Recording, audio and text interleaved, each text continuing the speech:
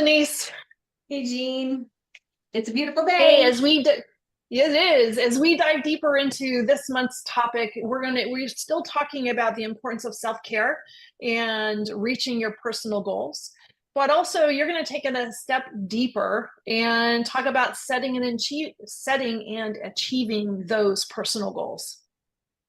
Yes, we all have goals that we want to reach. And self-care is such a big piece of that, as we talked about in our last segment. Um, but I also think, and we touched on this like very, very quickly about having a plan. I love to use this concept that I came up with a couple of years ago called the three Ps: plan, prioritize, and prepare. And it's so important because it really is a three-step system. And what happens more often than not, people say, they set a goal, this is the goal that I want to achieve, but they don't write it down. This is in their head, or they say it out loud, but they don't write it down. And they don't have a lot of, like, there's not a lot of meat behind it. I have this goal. How are you going to reach it? What are you going to do in order to reach it? What are you going to do when you come up with, obstacles? So the planning phase of reaching personal goals, and it doesn't have to be, big, elaborate plan, but there has to be some steps. There has to be some thought behind it. So number one, what is your plan, or what is your goal? What do you want? Why do you want it? And then I think it's really important to kind of write down a few actionable steps. I want to lose 20 pounds. What's the first thing you need to do? You need to go to the supermarket and, buy healthy, nutritious whole foods. I need to go through my pantry. Oh, Just I have little to things like revise that. this one for a second. The first thing that you need to do is to call Denise. Yes. First thing you do is call Denise. I love it. Thanks, Steve. And then you go grocery shopping. And then we go grocery shop. We could do that together. We could do that online. But again, it's so important to have these ideas, these actionable steps, because without them, we're just kind of going. It's like, if you don't have a plan, kind of like if you have a car and you have a map, that's great. But if you don't know where you're going, doesn't matter. You have, the plan is what makes the map important. So again, with the plan, whatever the plan is, whatever those steps are, and they'll be different for each goal you're trying to set. Additionally, with this, and this piece is why I think this is really important, is to set this plan, is nothing is perfect in this world, right? You're going to come up against some kind of obstacle. If it's a weight loss goal, there's going to be a wedding or a party or whatever, and you have to, manage that. So what do you do? Do you just show up at the party and go, well, shoot, there's all this stuff that none of it's all fried and it really doesn't fit with what I'm trying to do with my goals? If you had a plan, if you thought about it ahead of time, you wouldn't be uncomfortable. You would go into that event thinking, I got this. Maybe I had an apple before, so I've got, I'm full, I've got fiber and all those yummy things that, in my tummy. And so the fried food's not going to knock my socks off like it might if I was starving. So obstacles, understanding what they may be, and just identifying, okay, so this could be a roadblock, this could be an obstacle. What are we going to do? What's the proactive plan to overcome that, sidestep it, whatever it may be? And that actually increases, one, your adaptability. We have to be adaptable in this world. We don't want to be so rigid, which is why I do not believe in diets, because they're so rigid and restrictive that there's no adaptability there. If you're following a, completely, say, vegan diet, and for whatever reason, if you love it or because somebody told you should, and then you go to a steakhouse, it's kind of hard. Yes, you can find stuff at the steakhouse to eat, but you're not going to really enjoy that situation. If it's something that you're just But if you had prepared, if you had set your head in the right spot and you had prepared beforehand and know that wasn't, you're going to that place to meet with people not to have the dining experience of your life, your head's in the right place. Exactly. And that's where the prioritizing piece comes in. Thank you. Exactly. It's not always about, and I know we talk about food and weight loss and stuff a lot, and longevity. It's what I talk about. It's what I know. But prioritizing in this manner, like if you're going to the steakhouse, exactly. It's about the connection. It's about the people. It's about the experience. Yes, we want to enjoy the foods that we eat, but it doesn't have to be like have all be all. Each meal isn't your last meal, right? And if you're going to a restaurant that doesn't quite fit your goal, eat beforehand. You can go to just about any restaurant and get a salad. There's something on the menu you can find. So you're not sitting there the only person not eating, right? So prioritizing is so, so important because it actually helps us focus on those high impact things. And so again, 9 days out of 10, this is what you're doing. The one day we're going to go to that restaurant, So again, those high and you don't have that. Yeah, you don't have that thought of, well, there's nothing here for me, so I have to. Exactly. Instead, you're saying, well, I'm glad I prepared beforehand because it doesn't matter. Right. Exactly. It doesn't matter in that respect. So when we're prioritizing, we can actually determine which steps are the most important to us. And they really do have to align with our values and our priorities.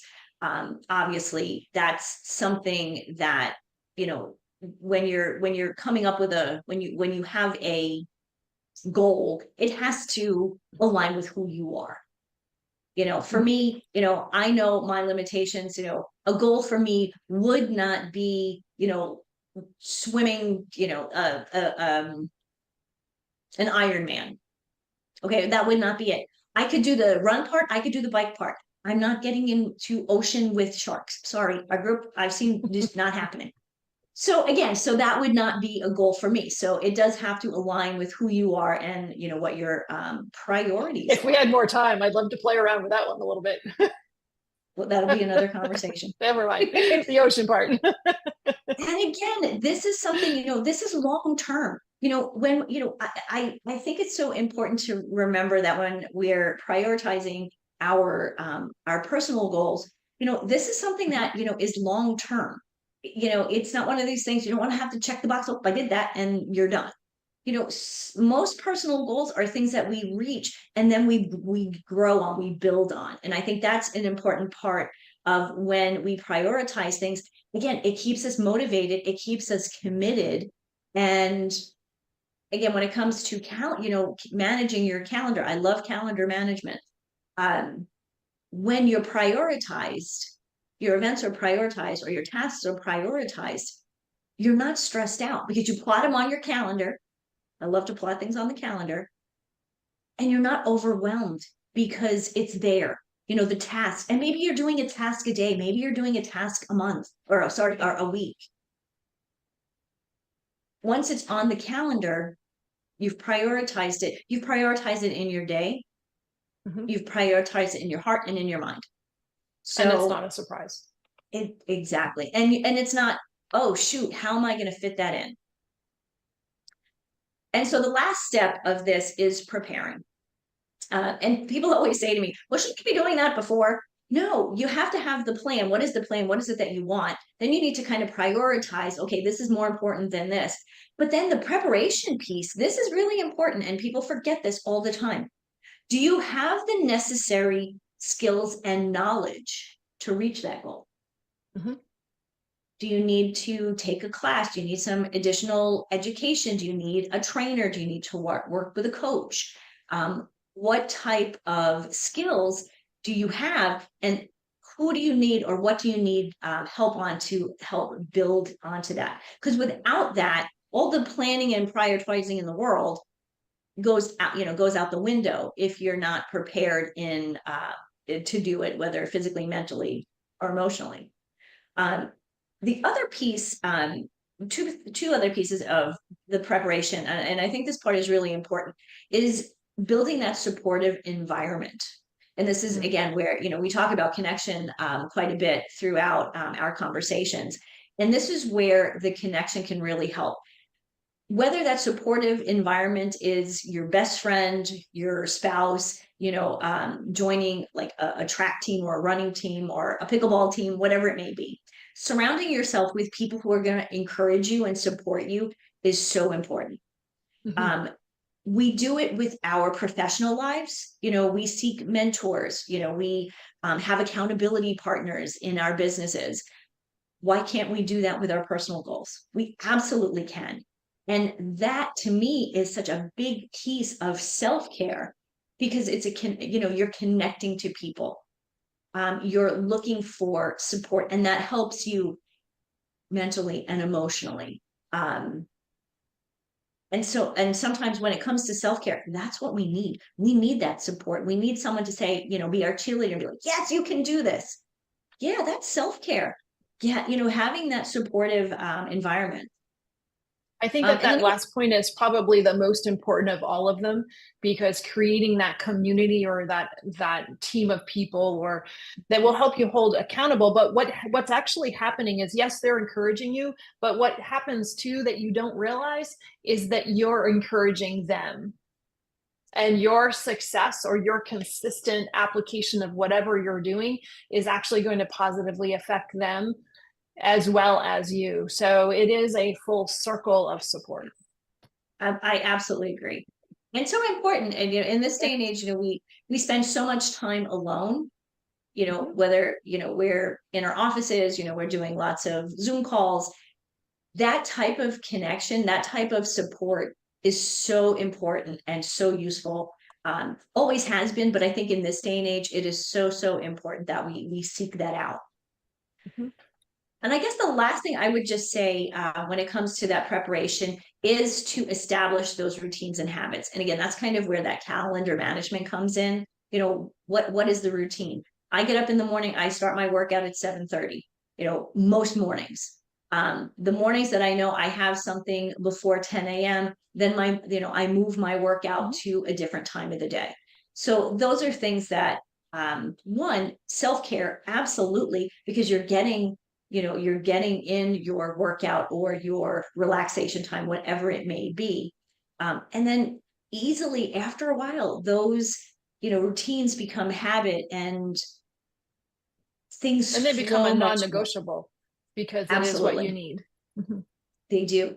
And the beautiful thing, when you have these routines established, these habits established, there's no decision fatigue anymore. To me, that is number one when it comes to self-care. I don't have to be making decisions every minute of every day, because I've already planned, I've already prioritized, and I'm prepared for what I'm doing. Life is good.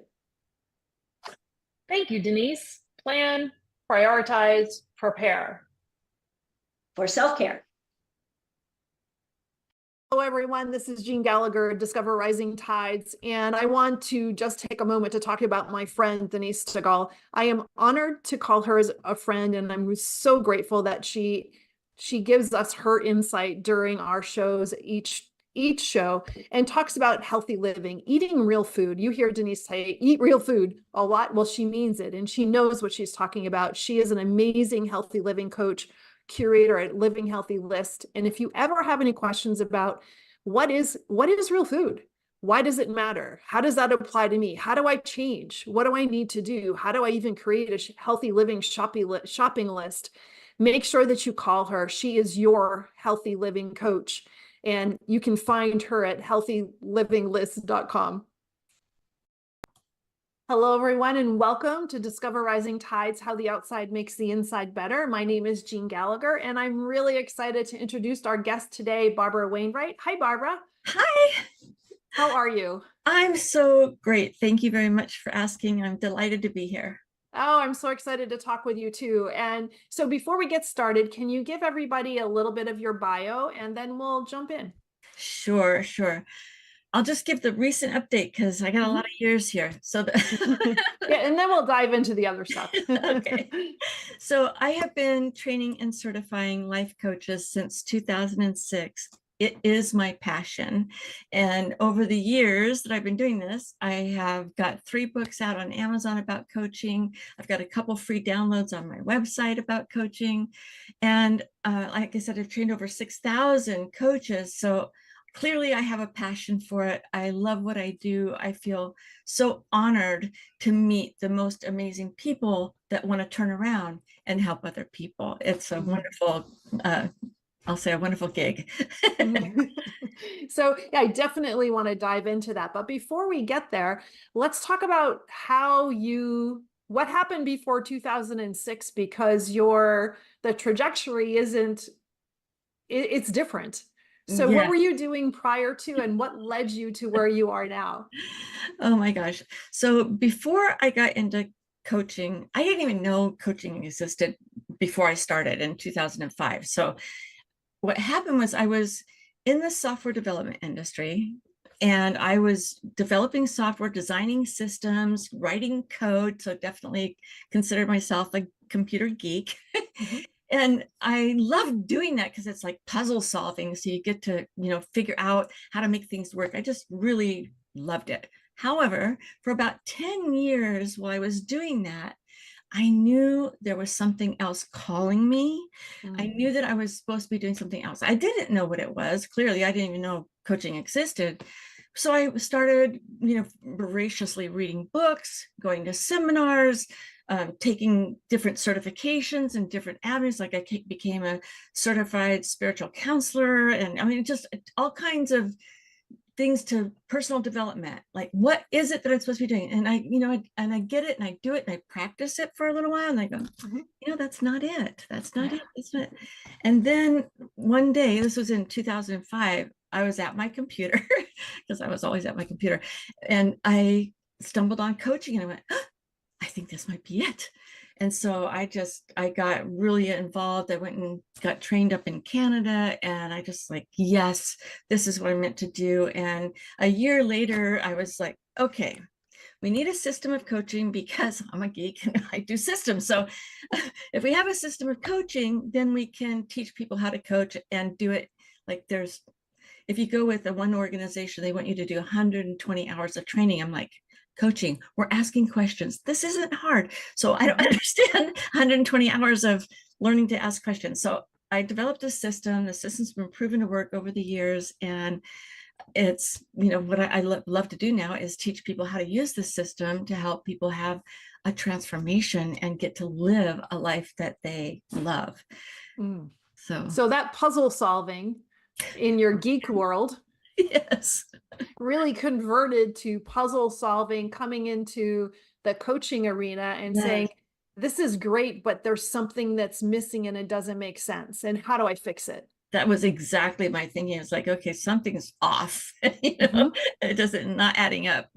So yeah, that was exactly. And what triggered that for you? What were you finding as you were training to be a coach yourself? What really brought that to your attention, do you think? Well, first of all, it was the price, because it was super expensive to get trained. And I'm like, you know what? This technique of coaching people and helping them live a life they love is so valuable. However, if you're charging exorbitant amounts for somebody to get trained, then you're limiting the number of people that can get out there and be of service like that. So that was another thing. It's like, okay, and I got it. The reason why they have to charge so much is because they take 120 hours. It's like, okay, well, you got to charge for your 120 hours, So anyway, developing a training system so that people could get it right away, and then developing the coaching system that's been proven to work, meant that I could charge a fraction of what they charge to get somebody trained. I could do it in a fraction of the time. And then, it's like, okay, so I think in the beginning it was, well, is this really going to work? And then over the years, it's like, yeah, it's been proven to work. I got followed by an independent research company that went, oh, this works. This is really good. We're going to use your curriculum for our university graduate level course on leadership. I went, fabulous. So yeah, so there was a big gap when I first got into coaching, and it was so long ago that people would go, "What's life coaching? Is that Mhm. like soccer coaching? Is it the same kind of thing?" I'm like, oh wow. So I had to do a lot of explaining about what life coaching was back in the day. Now people I know. don't even remember, back in 2005. I remember back in 2005, but I don't even remember using the term coach and personal development together. Right. You went to therapy. That was different. I know that's different, but that's Yeah. really the only piece that I was ever exposed to back then. Right. And so there was a lot of explaining when I tell people what I do. They'd like, "What's that?" So it's for many years telling people what it was, and now thankfully it's like well known. Oh, gosh. So what is the recertification process? Well, don't answer that. Let me rephrase that. Okay. So have you noticed that your process has changed over time, or did it really develop solidly and then you've expanded on that? Great question. So in the beginning, the methodology was really solid, but what has improved over time quite, I'll say significantly, is a couple of things. One, I have a process to help reprogram people's subconscious mind. And to do that, it requires, or used to require, a creative writing expertise. If you weren't really good at that, then it was difficult for you to create that piece of it. I created a template, and it's like a game changer. It's here, hey, take the answers here, pop them over here, just write it as if it's already done and you're done. So that's improved. And that didn't happen until 2019. So that, it's like, wow, I'm like, thank goodness that happened. And then just recently, in fact, yesterday, I was improving the marketing part, because a lot of people come to the training now, they know how to coach, and they really struggle with, and I found this is true for people in the helping professions, people that are heart-centered. It's like, okay, now you got to turn around and market yourself, and they're like, but I don't like sales. I don't like to do that. So I've spent a lot of time putting together, here's what you do. It's like, here's the first step. You got to develop an elevator pitch. The next step is you got to create your package. What does your package look like? What should be included in it? How many packages should you have? And how much should you charge for those packages? So I just had to lay it all out step by step. And fortunately, I was able to do that. So yeah. And so what is your certification process like? So I have a 16-hour course, and in the course, you again learn the whole system of coaching. In fact, you get to experience the system of coaching as a coach and as a client, because I have a really difficult time communicating how powerful the coaching system is. But if you experience it, you get it. It's a solid, okay, I got this. It's powerful, and I know I can do this, and I know I can provide transformation, and people are going to love what I do with them. So it's something, it's a feel good, and it's really, until you have it, you don't know. So the process is going through 3 coaching sessions in class. We learn a lot of skills and tools to get to the point where you're going through those 3 coaching sessions. And then there is homework. The homework is what I talked, that creative writing process, only it's not as hard as it was. And once the homework's turned in, on the last day or the last section of the class, there is an exam. So you turn in the homework, you turn in the exam, which is open book, because hey, this is coaching. It's not that hard. So open book exam, and then they earn from that a certificate of professional coaching from Wainwright Global. And if they want to earn the credential, there's a CPC credential, which is owned by Wainwright Global, but I gifted it to Strategic Learning Alliance. Strategic Learning Alliance is our third-party accrediting body, and they monitor earning that credential, or the right or the privilege to use that credential after their name. And so that's Strategic Learning's piece. In order to earn that, there's 2 assessments that they want you to take and write a reflection on what you learned about it. And they're coaching tools, of course. So once that's done, then they've earned the right to get that CPC credential. And so that's fantastic. And that really helps streamline the process, number one. Yes. And also provide a consistent output. Yes. Also. So that output being coaches that have the tools and that helps breed confidence. So do you find, and I think that this might be the result of this the training and the certification process that your clients go through, or your learning coaches go through, but is there a transition? So you have a coach that's transitioning from a career to Yes. becoming to their new career. There has to be, or in your experience, do you find that there is this self-confidence hurdle that has to be gone through to say, yes, I'm a life coach Yes. day there is. one? Okay, so this is the thing. Part of my coaching system is helping to reprogram the subconscious mind. Why would you need to do that? Because most people don't change and can't grow, can't get out of the old and go to the new, because it takes them out of their comfort zone. So if you're getting pulled out of your comfort zone, there's inner resistance to making that happen. There's self-sabotage, there's anxiety, there's fear, there's stress. It's like, oh God, can I do this? Right. So part of the coaching system, and this is another thing that I think is great, is in the class, they get to experience that reprogramming of the subconscious mind, and they get a vision statement. They get to imagine themselves being successful as a coach over and over and over again, so that when they get ready to go do it, they've done it already. In fact, they've done it in class, so they have the actual experience of doing it, but they've already done it in their mind's eye as well, over and over. So there's that inner resistance just drops away, and they can go do it and have that success. And, you know, it's funny, but I love to share that about 50% of the people that come to the class, they come because they're learning to be a certified professional coach.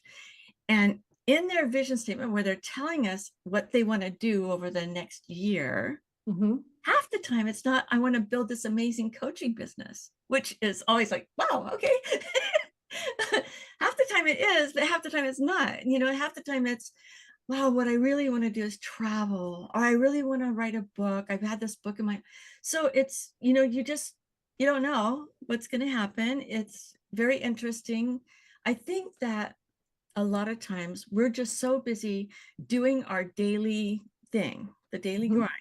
Get up, go to work, come home, do dinner, do the groceries, do the whole, get out, do some nature. But I mean, we're so into the daily routine that people haven't taken the time to sit down and go, wow, you know, what do I really want to do? What difference do I really want to make in the world?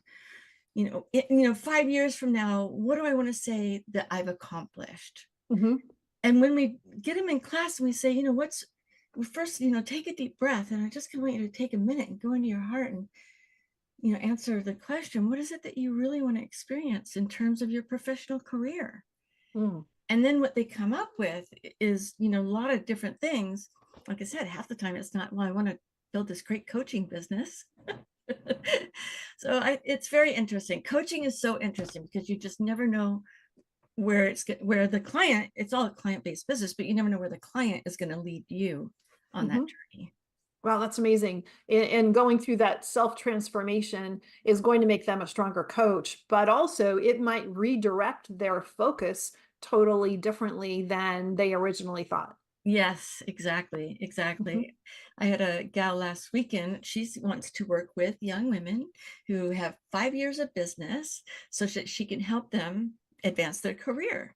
And she's in Ghana, Africa. I love that this is an international thing. Anyway, so she is going to be a coach for young women that want to advance their career. And I thought that was really cool. But when we talked about all the possibilities for her as a career coach and how she's working in an IT department. So she's working in IT and managing teams. I'm like, well, you know, you could get out of that company and start your own career coaching company and work with young women and form mastermind groups and have group coaching. And just when she heard all that, she was just like, wow, I could do all of that, you know, I could quit my job. I could, you know, yeah, all of that. So the opportunities for coaches is huge, you know, it's, and it's so rewarding. That's the other thing. Yeah. Do you find that what types of people that are career what careers are people in when they're coming to you? Is there some categories that seem consistent, or is it really across the board? It is kind of across the board, but there are a lot of like a repeat. So I get a lot of ministers, reverends, and they have a bunch of different names, right? Pastors, could go on. But so people coming, they want to be able to work with people in the secular community. And as a pastor, I guess they feel they are getting barriers. So they're learning coaching skills, and now they can call themselves a life coach, and then they can coach anybody. Therapists, okay, therapists. When you become a therapist, depending on the state that you got licensed in, if you move, you have to go through the whole relicensing process, which can take up to 4 years. Like, oh my goodness. So therapists come so that they can do their work as a coach anywhere. So, okay. and they can, right? Yeah, exactly. And they can move their business more virtually as well in that standpoint. Yes. In fact, that was another student in the class last weekend was a therapist, and she was so thrilled. I go, yeah, you can go back to all your clients that were done with therapy and coach them now. She went, oh my God, that just opens up all kinds of doors for me. So yeah, because when you're done with therapy, you're ready for coaching, So can we dive into that for just a quick second? Sure. So the difference between a therapist and a coach? Yeah. So therapy is really focused on what happened, and working through that. So it's kind of looking at the past and saying what happened. Coaching is looking at the future and going, hey, what do you want to happen? So it's the past and the future. That I think is the main difference.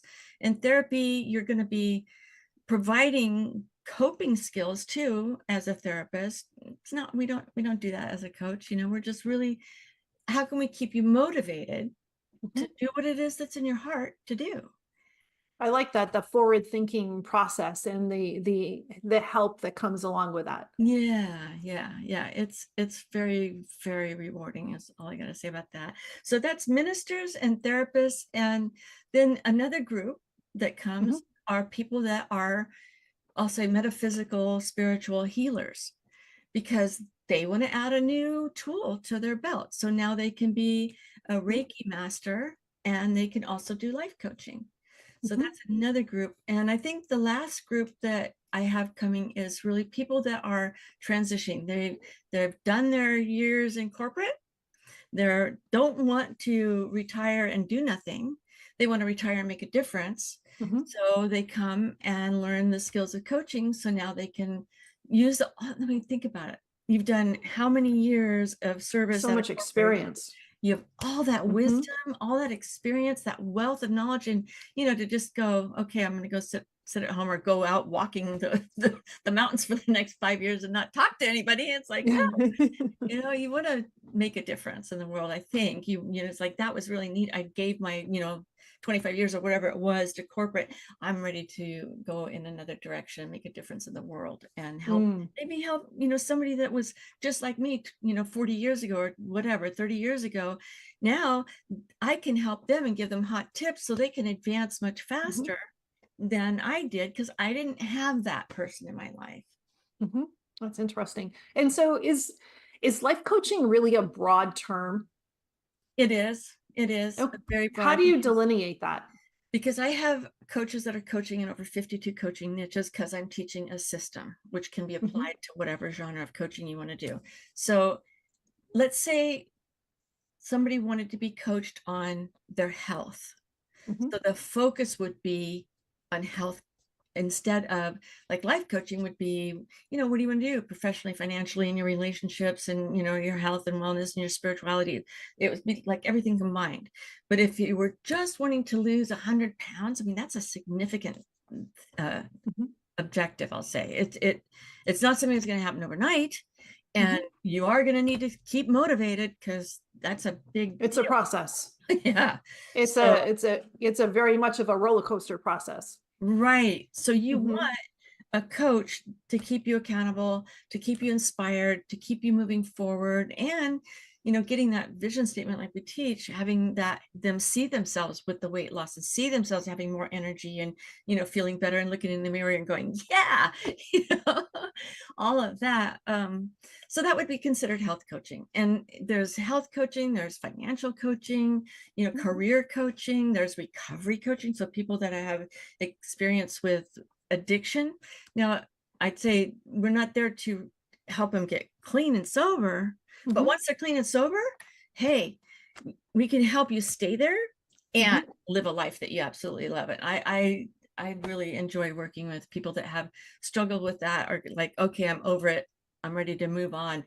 Here's the thing that I've noticed with them is, I don't know if you're familiar with the neuroplasticity of the brain, but depending on the neuroplasticity in the brain, people can reprogram their subconscious mind super fast, or it could take 30 days.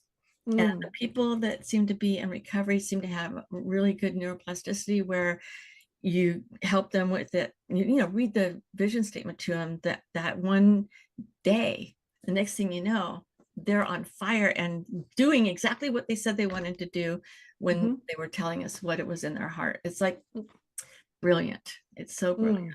Yeah. I think it's amazing that the platform that you created can support so many different genres of coaching and provide people with the skills to really embark on whatever they're most passionate about in helping others, but having such a great foundation of being able to ask questions and listen. Thank you. Yeah, that's it. I mean, that's how I approached when I first got into coaching. I went, wait a minute, all we're doing is asking questions. This isn't that hard, but how can we really help people change? Oh, we have to go to the subconscious mind, because that's where 90% of the day we're operating from the subconscious mind. Every time we go off and start to do something, it's our subconscious that's driving. Like when you go to like people go into the office, right? How do they get there? Sometimes they don't remember. Well, that's because their subconscious drove them there, So we're operating from that so much that if we have the subconscious mind in alignment with where our creative conscious mind wants to go, everything's going to happen smoother, faster. The right doors will open. We'll be attracting to us exactly what we need to keep moving forward. And the creative conscience. Yes. You've got your subconscious on the same path as your conscious creative mind, whatever it's in your heart. That I totally believe that we're all born with a divine purpose, that we're here and we're meant to do. There's something we're meant to gift back to the world. And finding out what that is, that's part of the questioning. Like, we don't know, we have to ask. So what is that inside of you that wants to be expressed? And then reprogramming the subconscious mind to be in alignment with that. It happens so naturally. And I just have so many stories I could share. I'll just share one, because this is really recent. I coached one of my daughter's friends. She told me she wanted to write a book. She's bipolar. She wanted to write a book, and she already knew the title. She goes, I want to call it Crazy Good. I'm like, oh, that's fantastic. Anyway, so in her vision statement, I wrote, you have already, your book is published. You've got it in your hands. You're looking at the cover.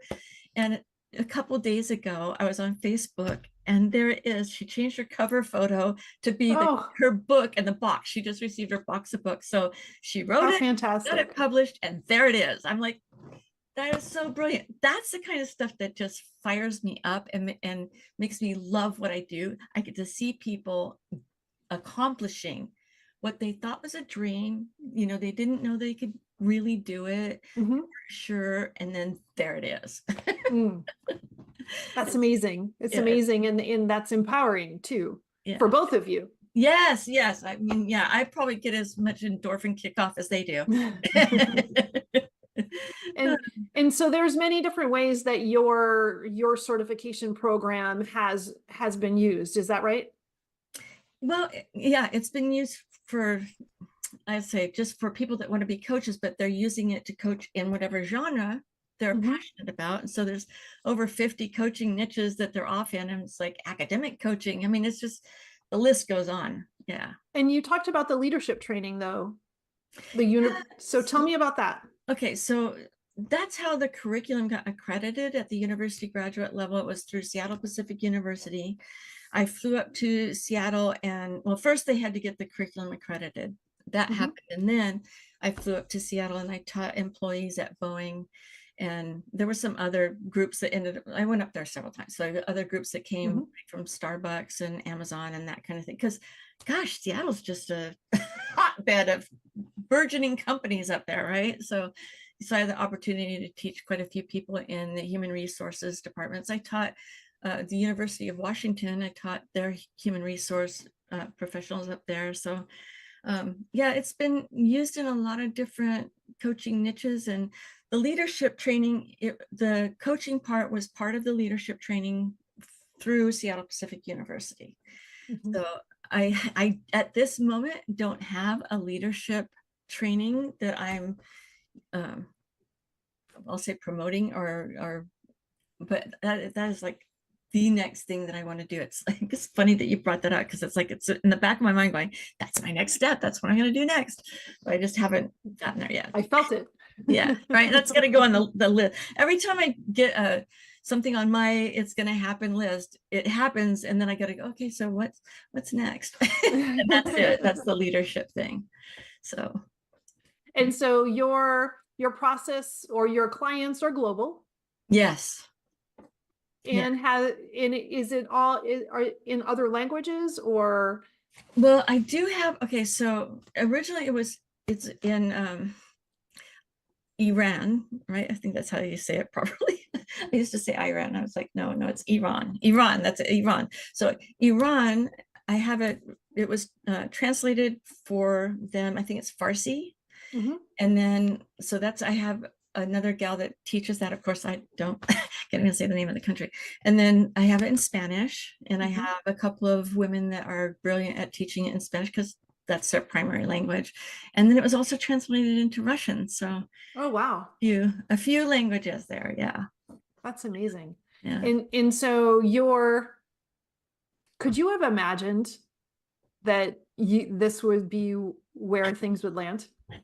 Not when I first started. Here's the thing. I watched companies grow being in software and having that my background, and building applications and watching companies grow because we're providing software that can help them grow. And I knew it's like when you got on a software project, it was like a 2-year endeavor, so you knew that it was a big, long process to help develop the software and make the company grow and everything. So, when I first started, I just kept thinking to myself, I know this is not an overnight journey. This is a long journey. And I just will keep building. And that's what I've done. I've kept building. So that's why I have, the relationship coaching training. I have the recovery coaching training, spiritual coaching training, and I have health and wellness training. And I have negotiations training. So I'm just keep building on that foundation of the core system, which is what it started with. Yeah. And how much you have grown over time? Yeah, tremendously. Okay, so from computer geek, yeah, exactly. Oh gosh, to owning my own company. And I'll say when I first started, I think the area that I've grown the most in is I was a workaholic.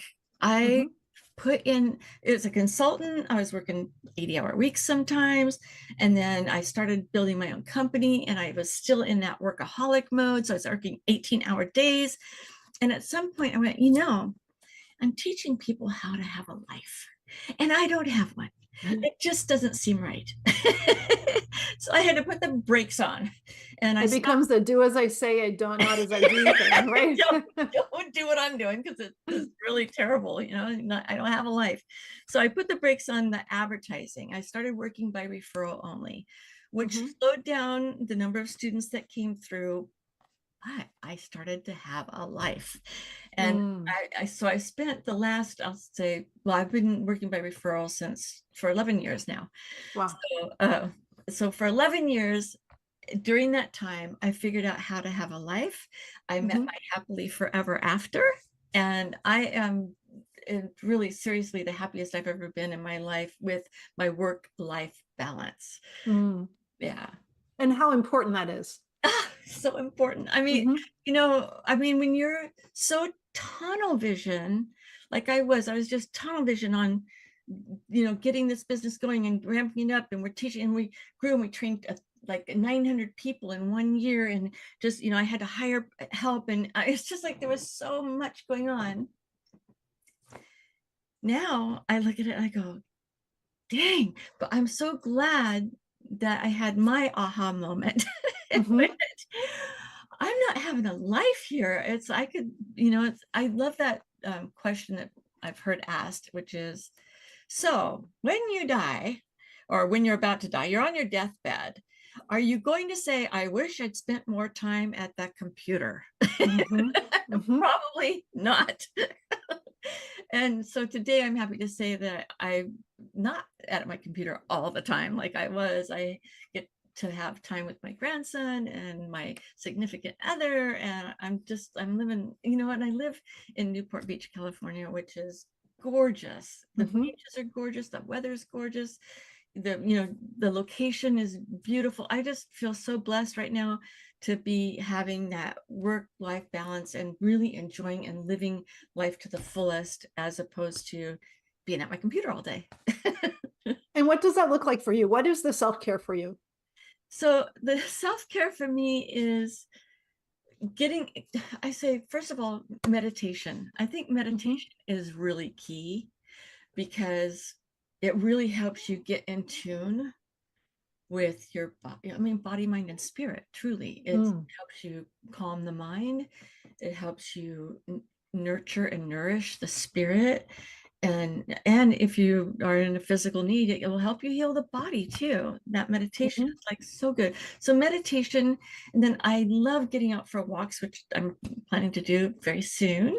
I have a nature trail behind where I live, so it has a creek, and there's crawdads, and there's turtles, and there's ducks, and there's egrets, and it's just full of life down there. So I love walking that trail and going by the little waterfalls and the creek, and oh my gosh, that nurtures my soul too. And then of course there's the jacuzzi. Get out and swim and do some exercise like that. So truly getting out in nature is it's healing for the soul. Healing for the soul. And fortunately my grandson lives to do all of that too.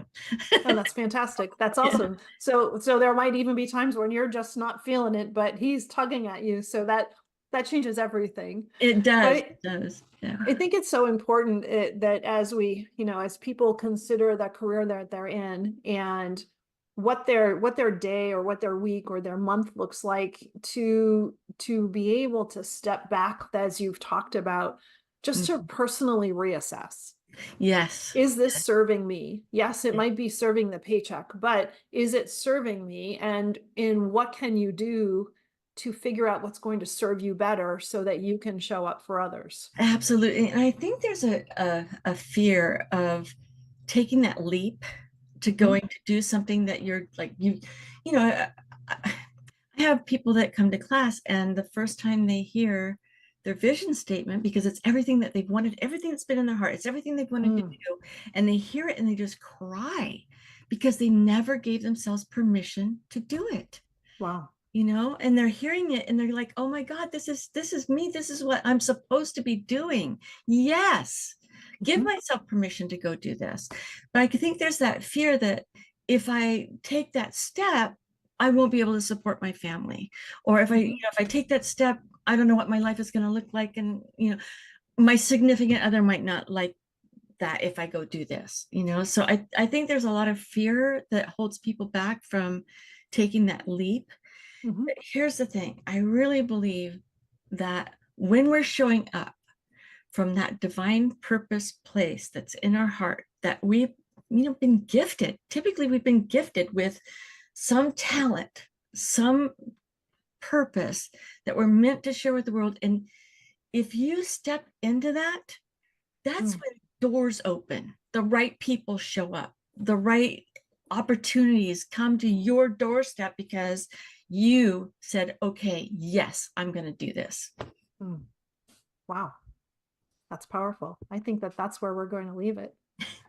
Right. Where are people able to find you? Okay. The website is easy. It's lifecoachtrainingonline.com. Fantastic. Barbara, it's been such a pleasure. Thank you. Thank you so much for your time and your conversation today. You're welcome. It's been a pleasure being here with you. I really appreciate all you do to make a difference in the world. So thank you. Thank you.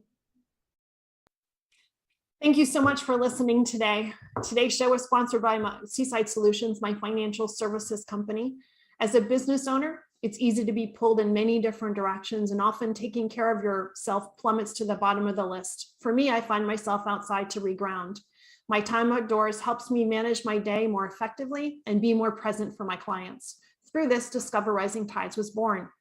At Seaside Solutions, we truly believe that education is the foundation of financial wellness. Our primary focus is to provide guidance that is designed to help you achieve your long-term financial goals and visions. Working with a plan allows space for doing more things that you love, like being outside to make the inside better. If I can help you create or realign your plan, or if you would like to be added to my weekly newsletter, please let me know. This week's topic was 5 ways to set more achievable goals. Your referral means the big, beautiful world to me, and if I can help, please let me know. And thank you so much for listening, and see you next time.